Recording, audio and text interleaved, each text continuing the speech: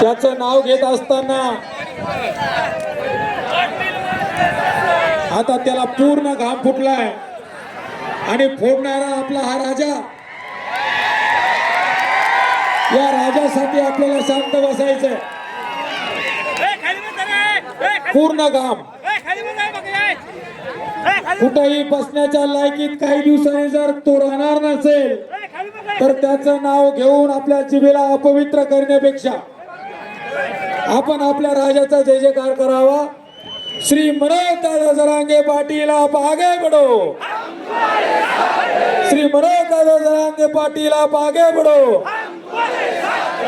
जय जिजाऊ, जय जिजाऊ. छत्रपती शिवाजी महाराज की, छत्रपती शिवाजी महाराज की. मित्रांनो, आपण सगळ्यांनी खाली बसून घ्या. अत्यंत महत्त्वाच्या गोष्टी या ठिकाणी सांगतो. सर्वांनी खाली बसून घ्या.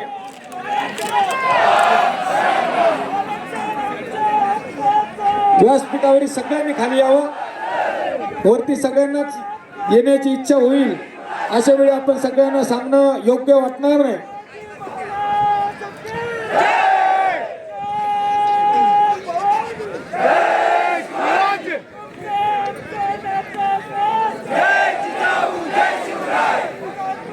मित्रांनो,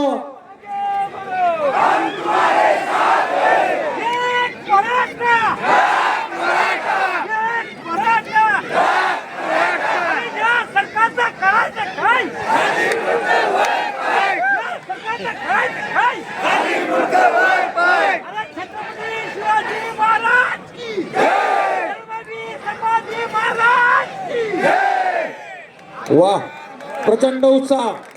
अनेक सभा महाराष्ट्रामध्ये श्री मनोज दादा जरांगे पाटील यांच्या सोबत फिरताना मी बघितल्या, परंतु हा उत्साह दुसरे कुठेच पाहायला मिळालेला नाही.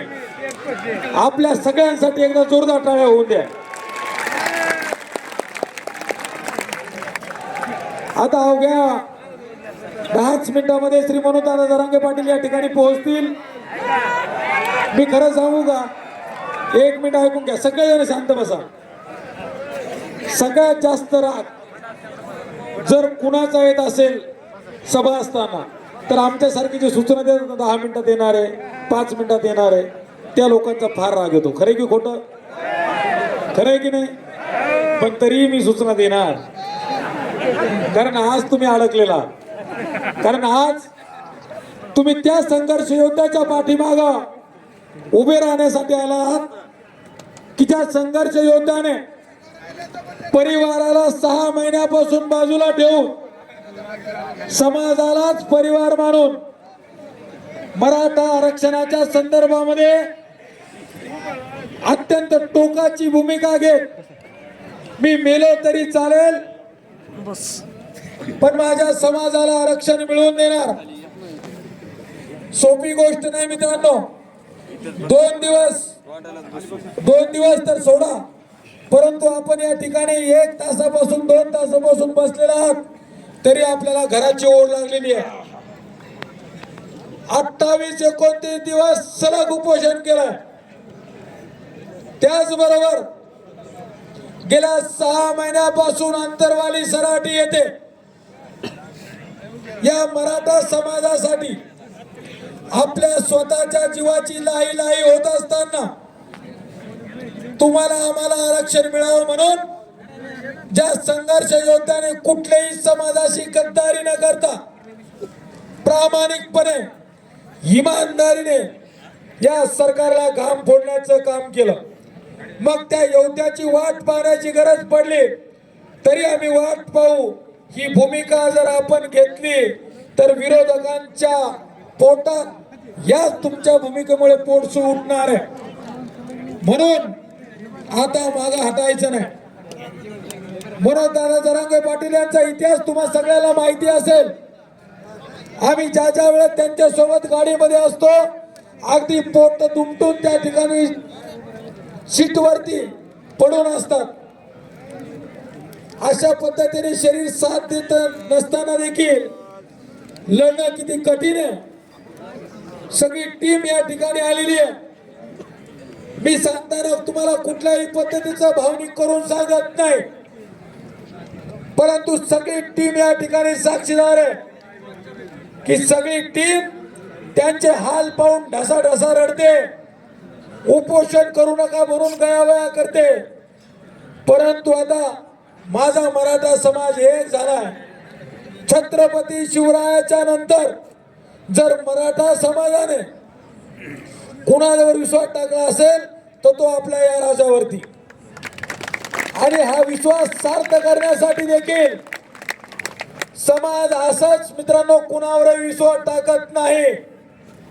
त्यांनी त्यांची प्रामाणिकता सिद्ध केली.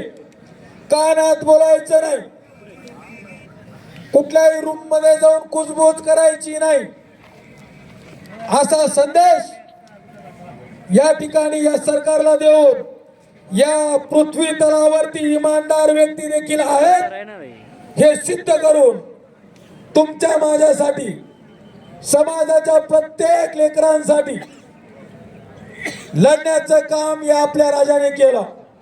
आणि म्हणून तुम्ही आम्ही विश्वास टाकला. मराठा समाजामध्ये तुम्ही आम्ही बसलेले असताना याच्यामध्ये देखील खूप मोठी मोठी माणसं बसलेली आहेत. मग ती व्यासपीठावरून त्यांना ऐकतात, त्यांच्यावरती विश्वास ठेवतात.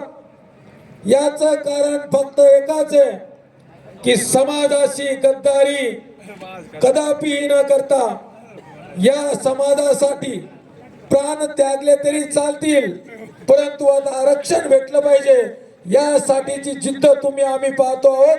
म्हणून तुम्ही आम्ही त्यांच्या पाठीमागे प्रामाणिकपणे उभे आहोत. मित्रांनो, जर त्यांच्या घराचे हाल बघायचे असतील तर तुम्ही कधी गेलात तर याच रस्त्याने मातुरी गाव लागतं. त्यांच्या आई वडील त्या ठिकाणी राहतात. थोडस फक्त जाऊन बघा, मग लक्षात येईल त्यांचा त्याग. या धकाधकीच्या जीवनामध्ये प्रत्येक जण आपल्या संसारासाठी पळतोय. तुम्ही आम्ही मुंबईला जात असताना दररोज फोनवरती लेकरा बाळांशी संवाद साधतो आहोत. परंतु गेल्या 6 महिन्यापासून काल त्यांची आमच्या वहिनी आणि त्यांचे लेकर बाळ ज्यावेळेस मुंबईला येत असताना त्यांना कवटाळून रडली, त्यावेळेस कठोरातला कठोर व्यक्ती देखील रडला. मित्रांनो, हा त्याग तुम्हाला आम्हाला त्या ठिकाणी निश्चित कळतोय. त्याचमुळं माता माऊल्या रात्रभर जागून त्या ठिकाणी भाकरी थापून समाज बांधवांना खाण्यासाठी देत आहेत. हे खूप मोठा इतिहास घडलेला आहे. तुमच्या आमच्या लक्षात येत नसेल किंवा आला असेल तरी आपण त्याला त्या ठिकाणी मान्य करायला तयार नसू. परंतु छत्रपती शिवरायानंतर प्रथम इतिहास घडला की माझा अखंड मराठा समाज एकमेकावर प्रेम करतोय, एकमेकांसाठी लढतोय, एकमेकांना मदत करतोय. यापेक्षा दुसरं परत या लढ्याचं फलित असू शकत नाही. म्हणून सांगतोय की ज्या ज्या वेळेस अशी प्रामाणिक व्यक्ती या ठिकाणी तयार होते त्यावेळेस तुम्ही आम्ही कुठलाही मागचा पुढचा विचार न करता अशा व्यक्तीच्या पाठीमागे जर आपण वेळीच उभा राहिलो नाही तर येणाऱ्या 100 पिढ्या आपल्याला आरक्षणच काय पण अशा प्रामाणिकपणे लढणारा व्यक्ती परत मिळणार नाही. हे आपण लक्षात घेणं गरजेचं. अनेकावरती विश्वास आपण ठेवला आणि विश्वास ठेवत असताना त्यांनी मराठा समाजाला कुणाच्या ना कुणाच्या दावणीला बांधण्याचं काम केलं. परंतु तुम्ही आम्ही जाणकार आहोत. अशा वेळी या व्यक्तीने मराठा समाजाला ओबीसी मधून कुणबी प्रमाणपत्र वाटप व्हावेत यासाठी लढा उभा केला आणि मांतरवालीमध्ये माता माऊल्याने नाका फुटेपर्यंत डोकी फुटेपर्यंत मार खाल्ला. ते जर तुम्ही फुटेज पाहिले असतील तर तुम्हाला देखील त्या रक्ताचा थेंबाना थेंबाची किंमत कळेल. लहान लहान लेकरं मांडीवरती होती. सगळे समाज बांधव महिला भगिनी त्या ठिकाणी हरिपाठ करत असताना झालेला लाठी हल्ला हा आपल्या समाजावर झालेला लाठी हल्ला प्रचंड वेदना करून जाणारा होता. अशा वेळी अत्यंत शांतता, शिस्त आणि संयम तुम्ही आम्ही दाखवला. श्री मनोज दादा जरांगे पाटील यांच्या लढ्याला जर कोणी यश दिलं असेल तर ते फक्त शांततेने दिलं. लोकशाही मार्गाने, शांततेच्या मार्गाने मराठी बांधवांच्या पूर्ण संयम त्या ठिकाणी संयमाला दाद देत हा लढा मोठा झाला. आपण कुठेही डगमगलो नाही आणि अशा वेळी अखंड महाराष्ट्र या अंतरवाली सराटीच्या आंदोलनाच्या लढ्याच्या पाठीमागे प्रचंड ताकदीने उभा राहिला. म्हणून आज हे दिवस आपल्याला दिसत आहेत.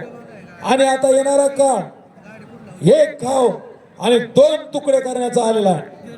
कुणी घरात बसता कामा नये. जर प्रचंड वेदना होत असताना देखील हा व्यक्ती रात्रंदिवस त्या ठिकाणी फिरतोय तर तुमचं आमचं देखील कर्तव्य की जातीसाठी तुम्ही आम्ही सगळ्या गोष्टी बाजूला सारून प्रचंड ताकदीने त्या ठिकाणी या लढ्यामध्ये उतरला पाहिजे. आपण वाट पाहतो आहोत. वाट पाहत असताना आपण कुठल्याही मनामध्ये किंवा डोक्यात असं आणू नका की ते मुद्दामूळ येत नाहीये. मित्रांनो, सगळे समाज बांधवांना भेटत यायला वेळ होतो. तेवढा वेळ आपण तेवढी कळ आपण सोसणं गरजेचं आहे. कारण ते देखील माणसाला माणूस जोडतात. माणसामध्ये प्रेम व्हावं, प्रेम निर्माण व्हावं, समाजातील भांडण नष्ट व्हावेत, माझ्या लेकी बाळीच्या लग्नामध्ये हुंडा न घेतला जावा, आई बापाला आत्महत्या करण्याची गरज पडू नये, यासाठी जेवढं समाजकारण या लढ्याच्या माध्यमातून करण्याचा प्रयत्न करतात तो प्रयत्न निश्चित ज्या वेळेस सफल होईल त्यावेळेस आपल्याला निश्चित म्हणावं लागेल की परत एकदा शिव छत्रपती राय या ठिकाणी एका माता माऊलीच्या पोटी जन्म घेऊन तुमच्या माझ्यामध्ये आले. आपण समजून घेणं गरजेचं आहे. मित्रांनो, मुंबईची घोषणा झाली. मुंबईची घोषणा होत असताना अखंड मराठा समाज एकत्रित येणार आहे. 25 किलोमीटरच्या रांगा लागल्यात मित्रांनो. लाखो समाज पायी चालतोय. महिला भगिनी पायी चालतात. छोटी छोटी लेकरं या थंडीमध्ये त्या ठिकाणी पायी चालतात. अशा वेळी आपलं रक्त गरम झालं पाहिजे. आपल्या समाज बांधवाला हाल त्या ठिकाणी पाहावला जात नसताना आपण आरक्षणाच्या या भूमीमध्ये, ही श्री गणरायांची भूमी आहे, जिथून त्या ठिकाणी सगळ्या शुभ कार्याचा त्या ठिकाणी शुभारंभ होत असतो. या आरक्षणाचा शुभारंभ देखील याच गावातून व्हावा हे कदाचित अपेक्षित असेल. आणि म्हणून आपण सगळ्यांनी मनोमन प्रार्थना केली पाहिजे शिव छत्रपती रायांकडे, श्री गणरायांकडे की हे देवा, हे परमेश्वरा, या लढ्याला यश येऊ दे. आम्हाला या ठिकाणी आरक्षण मिळून माझा समाज बांधव आनंदात या ठिकाणी घरी येऊन या ठिकाणी यशाची सभा आम्हाला घेऊ दे, एवढी प्रार्थना आपण मनोमन केली पाहिजे. आपण एक लक्षात घ्या, ज्याची लेकरं बाळ शिकतात, ज्याला त्या ठिकाणी काबाड कष्ट करून फीस भरावी लागते, ज्याचे लेकरं बाळ गुणवत्तेत येऊन देखील आज घरी बसले, त्यांना आरक्षणाचं महत्व विचारा. तुम्ही आम्ही शेतकऱ्यांची लेकरं, तुमचे आमचे आईबाप त्या ठिकाणी 300 रुपयासाठी दिवसभर उन्हामध्ये तळतात, तेव्हा कुठे 300 रुपये त्यांना मिळतात. आणि एवढे कष्ट करून घाम गाळून आपले लेकरं शिकतील, मोठे मोठे अधिकारी होतील आणि आपलं पांग फेडतील, हे सर्वसामान्य घरातील कुटुंबाचं स्वप्न असतं. आणि अशा वेळी ज्या वेळी या आरक्षणामुळे ही आपली लेकरं गुणवत्ता असताना देखील कुठेही लागत नाहीत, अशा वेळी त्या भ्रमनिराशेमध्ये एकतर लेकरं आत्महत्या करतात, नाहीतर त्यांचे आईबाप आत्महत्या करतात. ही शोकांतिका मराठा समाजाची आहे. मित्रांनो, हाईट या गोष्टीची आहे, वाईट या गोष्टीचं वाटतं की अनेक लेकरं मेरिटमध्ये येतात, वेगवेगळ्या परीक्षा पास होतात, परंतु आणखीनही त्यांना जॉईनिंग लेटर मिळालेले नाहीयेत. यापेक्षा ते दुर्दैव ते दुसरं काय. आणि अशा वेळी कुणीतरी लढावं असं आपल्या प्रत्येकाला वाटतं, परंतु सुरुवात दुसरीकडून झाली पाहिजे. आणि हीच भूमिका आपल्याला आतापर्यंत मारक ठरत होती. आणि हेच ओळखून मराठा समाजाने 58 मोर्चे काढले, त्यानंतर ते ठोक मोर्चे आपण पाहिले. आणि अशा वेळी कौतुकाच्या वेगळं आपल्याला काहीही मिळालं नाही. फक्त आपल्या मोर्चाचं कौतुक झालं. कायच मराठा समाजाची शिस्त, मराठा समाजाच्या पायाखाली मुंगी मेली नाही. म्हणजे या कौतुकापेक्षा आपल्याला दुसरं काही मिळालं नाही. आणि मराठा आरक्षणाची राख रांगोळी झालेली असताना मराठा समाजाच्या आरक्षणाच्या विषयीच्या या राखेतून परत अग्नी निर्माण करण्याचं काम श्री मनोहरदादा जरांगे पाटील या सर्वसामान्य घरातील मुलांनी केलं, आपल्या मोठ्या भावाने केलं. मग अशा वेळी आपण ज्यावेळेस चलबिचल करतो, ज्यावेळेस या ठिकाणी सभा असताना त्यांचे विचार ऐकायचे असताना देखील आपण उठबस करतो, त्यावेळी निश्चित मनाला वेदना होतात की ज्या व्यक्तीनं तुमच्या माझ्यासाठी खस्ता खाल्ल्या, संत ज्ञानेश्वराच्या नंतर संत ज्ञानेश्वरांनी देखील पसायदानातून सकल सर्व समाजाचं जगाचं कल्याण चिंतिलं. आता विश्वात्मके देवे येणे वाग्यत्न तोषावे, तोषोनी मज द्यावे पसायदाने. दुरितांचे तिमिरे जाओ, विश्व स्वधर्म सूर्य पाहो, जो जे वांछिल तो ते लाहो प्राणी जातो. समाजासाठी प्रत्येक जण झटतो, परंतु परिवारासाठी प्रत्येक जण झटतो, परंतु समाजाच्या कल्याणासाठी झटणाऱ्या लोकांना जपण्याचं शिका. जर अशी लोक आपल्यातून निघून गेली तर येणाऱ्या पिढ्यामध्ये आपल्या लेकरांचे हाल आपल्याला पाहणार नाहीत. त्यामुळे जास्तीचा वेळ देखील तुमचा घेत नाही. शाहिरांना देखील खूप मोठ्या प्रमाणामध्ये आराम आपण दिला. आता कुणी उठणार नाही. सगळेजण मनोहरदादा जरांगे पाटील यांच्यावर प्रेम करतात का? वरती हात करून सांगा. मग आपण शपथ घ्या की जोपर्यंत ते येत नाहीत, वेगवेगळ्या सूचना आपल्याला देत नाही, तोपर्यंत आम्ही जागचे उठणार नाही. महिला भगिनीचा खरंच आदर्श घेण्यासारखा आहे. आल्यापासून एका जागेवर बसलेल्या आहेत.